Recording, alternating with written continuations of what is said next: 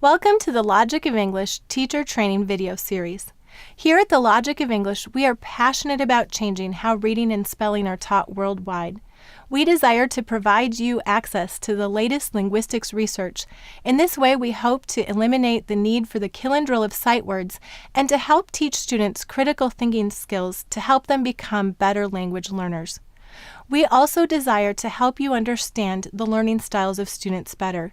We want to provide insight into visual, auditory, kinesthetic, creative, and logical literal students. In this way, when you understand how your students think and learn, you'll be able to teach them more effectively. We also have found that you actually have more fun when you embrace their learning style rather than fight it.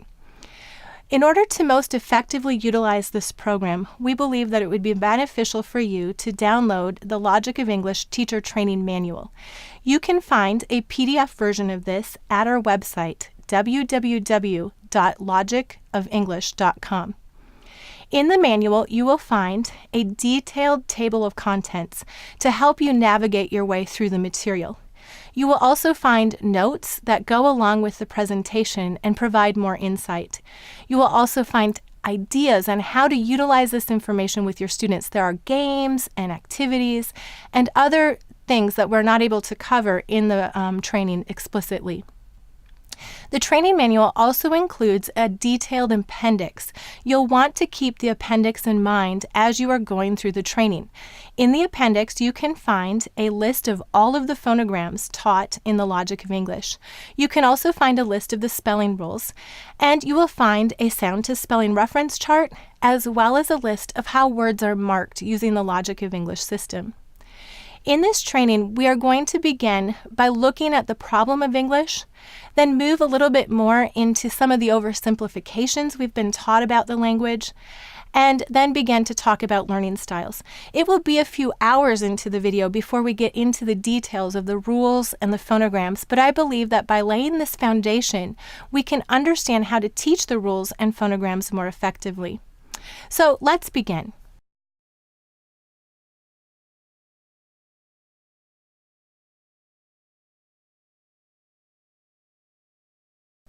The Problem of English, Part 1. As we begin, I believe it's very important that we frame our discussion and understand the unique challenges that students face when learning to read and to spell in English. In fact, these challenges are somewhat unique to English in that other languages that have a one-to-one correspondence between sight and sound symbols, in many of those languages, students test in the second grade at about the same rate as a college student for both decoding and spelling. In English, however, students need to spend many years studying English spellings in order to become fluent readers and spellers. Around the English-speaking world, we are really facing a literacy crisis. A large percentage, a majority of English speakers actually struggle with reading and spelling. Let's look at some of the statistics in the United States, which are also representative of other nations. In 2011, according to the nation's report card, 2/3 of fourth graders read below grade level. 1/3 are functionally illiterate. And only 1/3 of fourth graders read at proficiency at grade level or above. Now, this may surprise some of you to realize that it's a majority of our nation's students who are struggling with reading and struggling with basic literacy skills. If we look at the 8th grade literacy rates, it's not a lot better. We've closed the gap a bit with the students who are functionally illiterate, but what you'll notice is that 25% of 8th graders are still functionally illiterate. And we've still not closed the gap or expanded the number of students who are learning to read well. It's still the same 32% reading at proficient or above. So a majority of the nation's 8th grade students as well are struggling in some way with basic literacy skills like reading.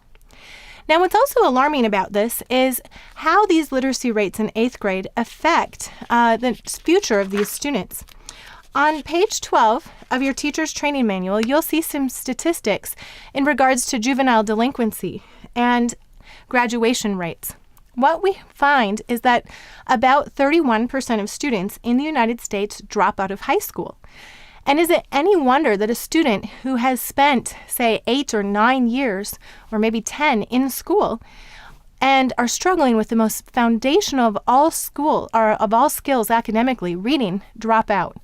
In fact, I had a phone call just recently from a gentleman who said that in the 11th grade, he was kicked out of high school, and that he was kicked out because of his behavior. But he said, I felt so deeply ashamed because I couldn't read. And all of those years, I was struggling with literacy skills. And he went on to say that he thought the rules and the phonograms taught by the logic of English were the key to him being able to pass the GED, which he also failed several times now. So it's no wonder that students who struggle with literacy often drop out of high school. It may also surprise you, but 85% of all juvenile offenders are functionally illiterate. In fact, literacy rates in the 4th grade are the number one predictor that a student will one day be in prison or on welfare. And so understanding the intimate tie between literacy and future success is really important as we try to frame a solution to this problem.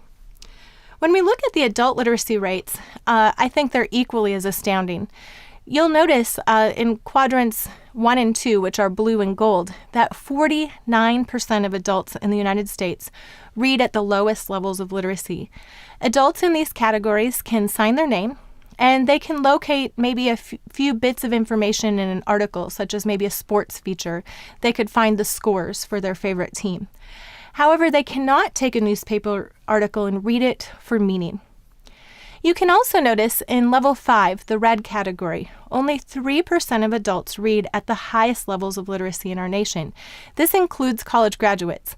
And that part of the exam was tested by using documents to serve on a jury. So what this means is in the United States and in the English-speaking world, we have an enormous problem with reading. We have an enormous problem with basic literacy skills. It's also interesting with adults, 70% of inmates, people in prison, are functionally illiterate. And if we teach those inmates how to read, they have a 16% chance of recommitting. However, if we do not give them help in basic literacy skills, there's a 70% chance that they will be back in prison one day. So literacy is a key, I think, for many, many people in our nation. It's a key for our employment. It's a key for jobs. It's a key for solving many of our social issues. And it might surprise you as well to learn how extensive this problem really is. We've talked about its literacy's relationship to inmates and to prison and to social issues, but it also affects people at all levels of society. I'd like to share with you a story by a gentleman named Jack Blackburn. He found me at a conference, at a professional conference, and he purchased a copy of my book, Uncovering the Logic of English.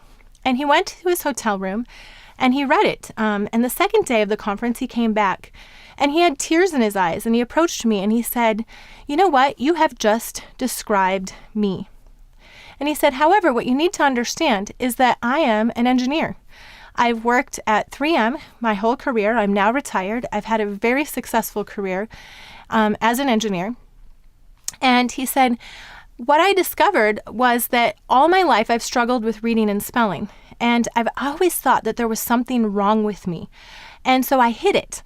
And he said, "But I had this deep, deep shame about it. And I hid this reality. And when I read Uncovering the Logic of English, I discovered for the first time a few things. First of all, I discovered that the symbols on the page represent sounds and not words." Now, keep in mind, this man had been through our whole education system, including graduating from the university. And this was a revelation to him. He went on to say that some of the spelling rules began to really open up words to him. And then he said something else that was very interesting to me. He said, "Every year I tutor a 4th grade student. And what I've discovered as I've been reading your book is that those 4th grade students that I tutor all have something in common with me. They're all gearheads, just like me. In fact, they all think logically. They all like to fix things. They all like to know the why. And none of them can read very well." So what I have discovered is that many scientists, many engineers, many people who are well educated have developed coping skills, and they have managed to succeed. However, they still struggle with a deep shame about their struggles with basic literacy, with reading or spelling. I have one other story that may encourage you. Allie Gower contacted me a few months ago. And a friend of mine met Allie on an airplane. And during this airplane ride, Allie described herself as stupid at least 5 times. And what came out in this conversation was that Allie didn't know how to read. In fact, Allie shared with me in an email that she struggled with reading so much that she couldn't read a recipe. She would ask her children to read the recipe for her so that she could bake or make what she was trying to cook. And what Allie expressed was her struggle with reading. She would know a word here and there, and the rest of it was like blah, blah, blah, blah. And so in the course of this conversation, my friend gave her a copy of Uncovering the Logic of English. Now, what surprises me about that is I wrote the book for teachers. I wrote it for parents. And here is someone who cannot read, and she has this book now. And what Allie did is she took the phonograms and taught herself those sounds for the phonograms. And then she used that to teach herself the spelling rules and to read the text. And she emailed me recently to say she's read her first novel and that she's so excited because she comprehended it. Now, it amazes me to see the change and transformation this can bring about in people's lives at all levels of society. So maybe when you hear the title, The Logic of English, you think, well, that's an oxymoron. English is not logical. It's riddled with exceptions. You know, my teacher was constantly telling me that's an exception, and I was very, very frustrated. So let's talk about how did we get here? Why are we at this place where we believe that most of the language is exceptions and that so many people at all levels of society struggle with reading and spelling? Well, there was a large change to how we taught reading beginning in the 20s and 30s. And there was a movement from teaching phonics to teaching sight words. Now, sight word education is maybe represented best by books like Dick and Jane. And some of you may recognize this, but the teacher would hold up a sign that said Dick, and then maybe another sign that says run. And she would say, this says Dick and this says run. And then she would say, okay, let's practice reading them. And then you'll notice in the Dick and Jane books that they're very repetitive. It'll say, run, run, run. Run, Dick, run. And the reason is students are asked to memorize whole words, to memorize how those words are read by sight. So this was very, very common for my parents' generation to learn to read using sight words and basal readers. However, it is also still very pervasive today in the Dolch list. Many, many schools across our nation use the Dolch list to begin to teach reading. In fact, it's maybe one of the most common places to start for kindergartners, where the teacher will show a word and ask the students to memorize how that word looks. The philosophy in this is that the Dolch list is made up of a lot of high-frequency words, and that when students are able to memorize these words, they'll be able to read more fluently and more easily. Also, many people mistakenly believe that the Dolch words are not able to be comprehended by phonics, that they're not able to be sounded out. However, I can tell you that all of the words on this list, we can apply the logic of English to and help students learn how to read rather than just how to rotely memorize. Another problem that we have when we try to approach reading through rote memorization is that the human memory is limited to approximately 2,000 sight, sound, symbols. And so many students who are able to memorize about 2,000 sight words still cannot read or comprehend the newspaper. In fact, many of these students are very confused about the nature of reading. They believe reading is about words.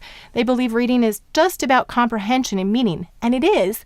However, at a more fundamental level, reading is also about sounds, and those sounds unlock all the words, and they unlock meaning even further. After the sight word movement came whole language. Now, let's examine the whole language movement for a little bit by first looking at their strengths, because it's so tempting sometimes when there is an educational movement or a new theory to throw out the baby with the bathwater. And I want to be sure that we keep all the best of the whole language movement before we talk about some of the myths of the whole language movement and ways that we can build upon it and improve it. So let's start with, once again, with the strengths. First of all, whole language led to the proliferation of children's literature. If you look around us today, you will see an amazing number of children's books and a value in our society to reading to children and surrounding them with books. And this is a very, very good thing. In fact, it came because many of the whole language educators believed that children weren't learning how to read because those basal readers like Dick and Jane were so boring. They were so repetitive. And so they said we need to create a reason for children to learn to read and a passion for reading. So we need to read them and have them read real books. I completely agree. It's also important to understand that the whole language movement really taught us the importance of reading aloud to children. It's when we read to young children that they develop new vocabulary. They develop more sophisticated language structures and grammatical structures that are not found in everyday speech but are found in the world of story. So reading aloud to children is absolutely vital to developing their literacy skills. It's also important to understand that in whole language, they brought to us the understanding that reading should not be taught in isolation. Reading has a purpose. Reading has a purpose of reading and comprehending texts. And reading, therefore, should be taught in the context of the whole language.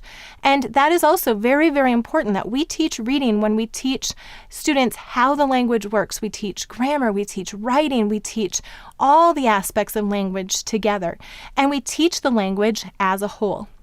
However, there is one myth with whole language that we need to address, and that is that children learn to read naturally when they're surrounded by books and when they're read to. In fact, you'll find this myth all around us in our culture. You'll find it on the back of cereal boxes and in parenting magazines and in teaching magazines, that if a child is struggling with reading, the best thing you can do is to have them read more. You can make it fun. You can buy more books and surround them with more books. And somehow, just like they learn to speak, they'll begin to learn to read. But that is simply not true.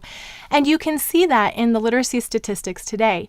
There are about 1/3 of students who seem to learn to read almost magically without any effort or almost effortlessly. However, there's another 2/3 of students who struggle with reading, some to deep, very deep levels of being functionally illiterate.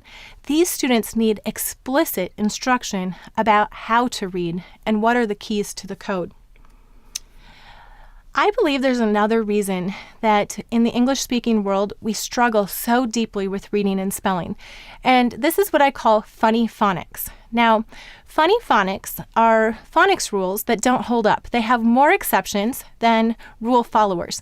You've probably encountered a number of these, and then that's why you throw up your hands about English and you go, English is so crazy. It's hopeless. It's just about rote memorization. But let's take a look at a couple examples of funny phonics. How many of you have heard the rule, when two vowels go walking, the first one does the talking? I know that I taught this to my students when I was first teaching students how to read because it was the only way I knew how to explain vowel digraphs. And we get to a word like bread, and this helps us explain the short E sound in bread and maybe the long E sound in bead. But what do we need to say as soon as a child learns to read great? That's an exception. It's not greet, it's great. And then it works to explain a word like ceiling. But what about there? In the word there, it's saying the long A sound. And then, of course, we have feisty, where it's saying the long I sound. So this is an example of funny phonics. Here's another example.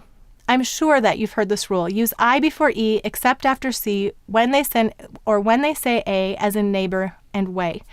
In fact, this is the only spelling rule that most Americans know, and this is a list of all the exceptions, and we wonder why we are so frustrated.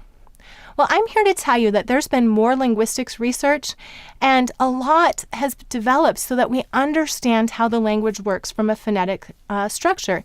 That's part of the goal of the Logic of English, to bring you the latest linguistics research to the language so that you can understand it. However, when we teach students these funny rules that don't hold up, many of these students believe that there's something wrong with them. They look around and they believe that other people know how to read and that they're the only ones who don't. Now, they may be seeing all the exceptions. They may be very observant students and they may be frustrated by the language, but they're never given answers that satisfy them. And so what sadly happens is most of those students internalize one of two things. I'm stupid and there's something wrong with me, or I hate reading. And both of those are very, very sad.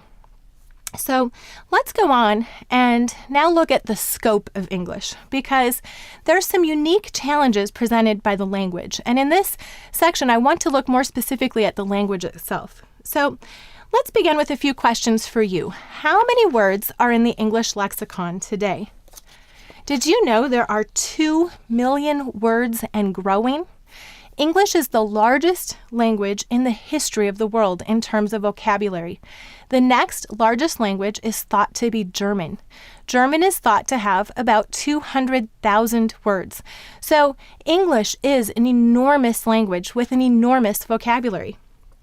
The average adult in English knows between 40 and 60,000 words, and a well-educated adult may know up to 200,000 words. Now keep in mind, that means a well-educated adult in English may know as many words as are in the entire lexicon of another language. So English has an enormous vocabulary. The average child attending school who's a native English speaker knows about 10,000 words at 6 years old when they begin school. So in order for them to learn to read and to spell and to gain 40 to 60,000 words that they can read and spell, they would need to learn 4,000 new words a year. That's 11 words a day, 7 days a week, every day out of the year, no breaks for holidays. And they would have to practice those. Now, can you imagine learning those as sight words? In fact, if we were to take that many sight words and stack them up, they would measure the same height as a 7-story building. You can see that a stack of flashcards that large it would be impossible, and it would be crazy to expect that out of our students. English is a very complex code, and we often approach teaching English by oversimplifying the complexities, and this generates a great deal of confusion for our students. For example, how many letters are there in the English alphabet? Now, there's no tricks here. That's right, there's 26. But if English is a phonetic language, you would think it would be important to know how many sounds there are in English. So how many sounds do you think there are? Well, there are 45. So you can see right away, 26 letters, 45 sounds. There's a mismatch here. In fact, English has a lot of sounds. Not all languages have 45 sounds. Some have only 26 sounds, and that makes it much simpler to write that language and to create an alphabet. How many vowel sounds are in English? Now, go ahead. You probably are thinking, well, the vowels are A, E, I, O, U, and sometimes Y. In fact, everyone in the United States seems to know this information. We can recite it together. And so we think that there are 5 and maybe a half vowels. But in English, there are 15 vowel sounds.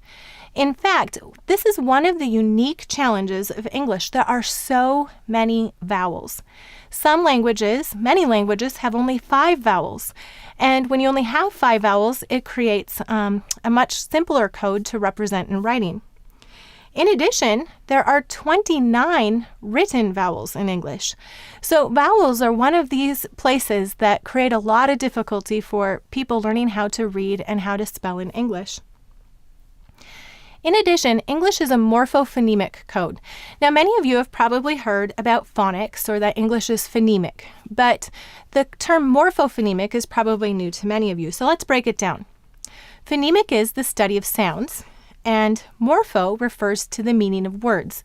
So this means that the English code represents both sound and meaning.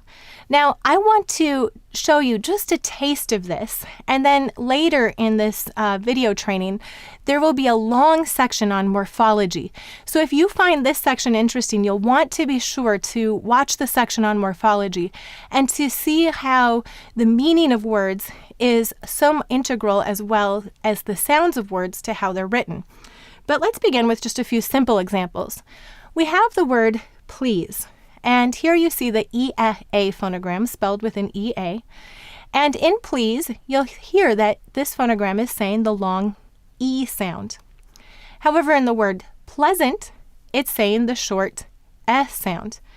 So what we learn from this is that the EA phonogram needs to say two sounds, E and E, in order to preserve the relationship in meaning between these words, because please and pleasant are related in meaning. And so oftentimes English spelling seeks to preserve the relationship in meaning even when there's a shift in pronunciation in the vowels due to accent in the syllables, or we've created a derivative. It's these vowels that change the most in sounds. And so often that English spelling, once again, is chosen to preserve the relationship in meaning. Let's look at another example. This is one of my favorites. We have the word sign. Here we use the two-letter N phonogram, where the G is silent because it's part of the two-letter N phonogram. But then in the word signature, we hear the G very clearly, and in signal. And then back to design, we don't hear the G sound at all. It's just the two-letter N phonogram again. So what we see here is that these words are all related in meaning, and therefore their spelling is preserved rather than just spelling them completely phonetically. One final example. We have the word politics. In politics, you hear the aw very clearly. Then we have political with an O, and politicize with the schwa sound And so depending on which syllable is accented and which prefixes and suffixes have been added to a word, that pronunciation of those vowels can change. And therefore, we once again go to preserve the relationship in meaning between the words. So in summary, English is a complex code. It is a morphophonemic language balancing meaning and sound. There are 45 sounds, 74 basic phonograms, 48 multiletter phonograms. 23 of the phonograms in English make more than one sound. And then there are 30 spelling rules that interplay with the phonograms to help us to determine which sound will be used or which spelling may be used. Now, I am on a mission to change how reading and spelling are taught in my generation, in this generation. However, part of that mission includes changing how we think about English. Because most people that I meet, whether they're well-educated or whether they are struggling and haven't passed their GED yet, have a very negative impression of the language. It's full of exceptions. It's hard to learn. People sometimes get more creative about it. It has evolved over the time of history, and therefore the spellings are no longer relevant. But we need to begin to teach students to see our language as a powerful language and a powerful tool. Because we have such a large language, it is more creative and more flexible than many languages. We have more synonyms than any other language. Just think of the word big for a moment. How many ways can you say big in English? Large, giant, huge, humongous. I mean, you could go on and on and on. And all of these have slight nuances in meaning. This is part of the power of English. It's also an excellent tool for technical writing because of that ability to distinguish nuance.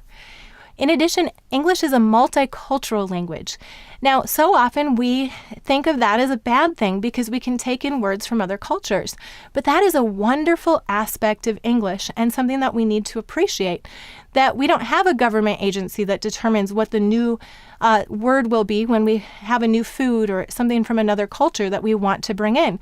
We can just bring in that item from the culture and the name for it from that culture. So we have a multicultural language. And in order to change the literacy crisis, part of it begins by changing how we think about our language. We need to become positive and see it as a great language and one that we can all master with correct teaching methods. So how do we teach such a massive subject like English? The cultural answer to this has been, in the United States and in many English-speaking countries, to teach the Dolch sight words. Many schools will require 100 Dolch sight words to be memorized by first grade and 300 by third grade. And then there is a focus on reading comprehension. This focus on reading comprehension often begins right in kindergarten, that students are going to need to begin to read and comprehend text before we've really taught them how to read. And so I would like to suggest that there's a different way to teach than rote memory, and by starting with the best, the goal of the learning to read, which is comprehension. Rather, we need to teach smart. We need to teach the 74 phonograms and the 30 spelling rules that explain 98% of English words logically. And we need to give students the tools to learn how to read so they don't have to rotely memorize. We also need to teach the 1,000 most frequently used words. Now, these 1,000 most frequently used words comprise 65% of all printed material. Now, these words are little grammatical terms like is, was, it, he, she. They are the words that hang sentences together and that are common to a children's book and to a doctoral dissertation on physics. So in order to be able to read and spell, you need these words. And if we begin there, we give students a tremendous boost towards reading and spelling. After that, it becomes a lot about vocabulary development. If you want to read a book about science, then you'll need to develop the vocabulary of science. If you want to read a book about ancient Greece, you'll need to develop and learn some of the vocabulary of ancient Greece. But these words will be found in all of those texts. It's also important that we teach Latin roots because 90% of multisyllable words in English, that's a word with more than two or more syllables, are based upon Latin. And so the rules and the phonograms will help you know how to pronounce a word, how to spell a word, how to read a word. But knowing the Latin roots can begin to reveal to you the meaning of an unknown word. They can give you hints at meaning as well as how the word is read. Now, how do we change and reverse the direction that we have been going the last many years in teaching reading and spelling?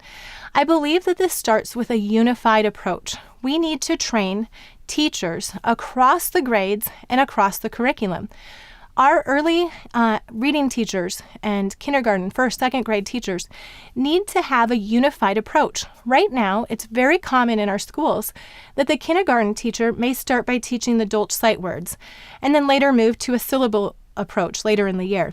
And then the first grade teacher might begin to teach some phonics. And the second grade teacher might be teaching students to memorize spelling words by saying, this is spelled by saying T-A-B-L-E. So she teaches letter names and rote memory. When we approach language like this, students become confused. Which way is it? What is the code? How does it work?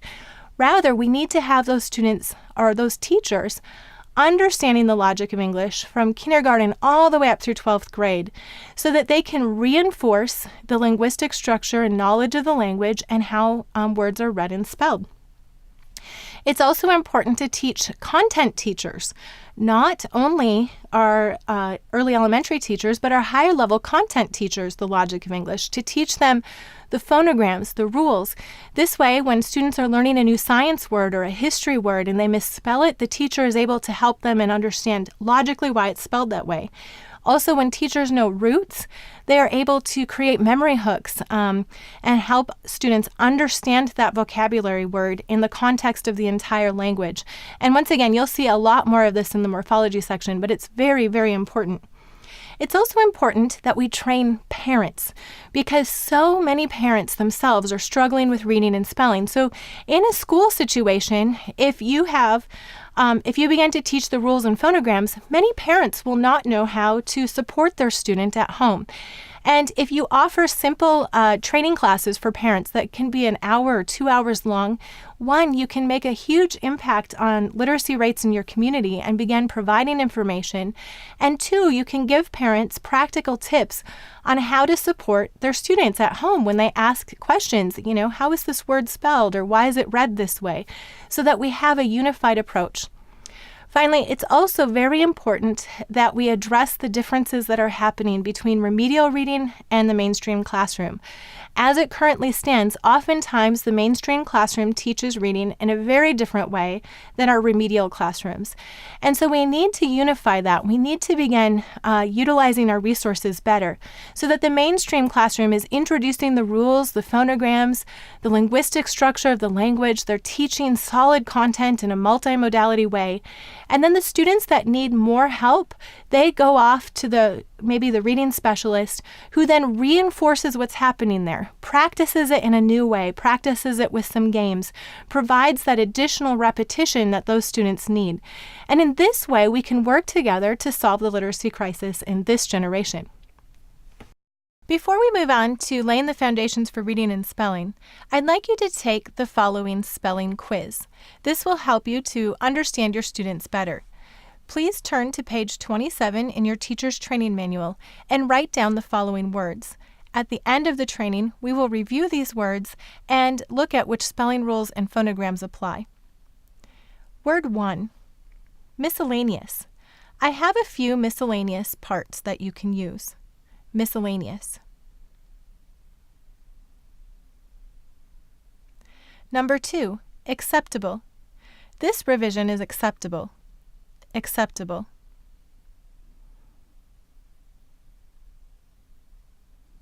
Number 3, changeable. The circumstance is changeable.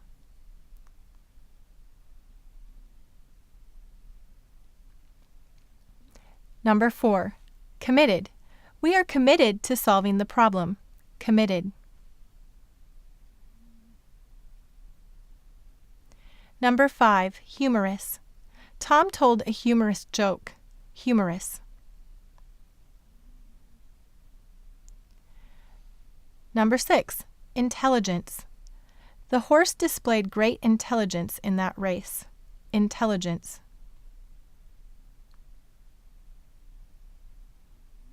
Number 7, misspell. This word is easy to misspell. Misspell. Number 8, noticeable. I hope my mistake wasn't noticeable. Noticeable. Number 9, accidentally. The man accidentally tripped and spilled his coffee. Accidentally.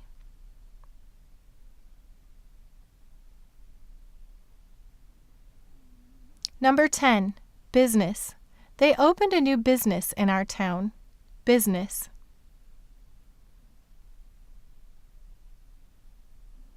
Number 11, mysterious. What a mysterious letter I received today. Mysterious. Number 12, immobilize. The physician needed to immobilize his leg. Immobilize. Number 13, prescient. The author was prescient of the events. Prescient. Also sometimes said prescient. Number 14, synchronization. They danced with perfect synchronization. Synchronization. Number 15, campaign. The presidential campaign is in full swing. Campaign.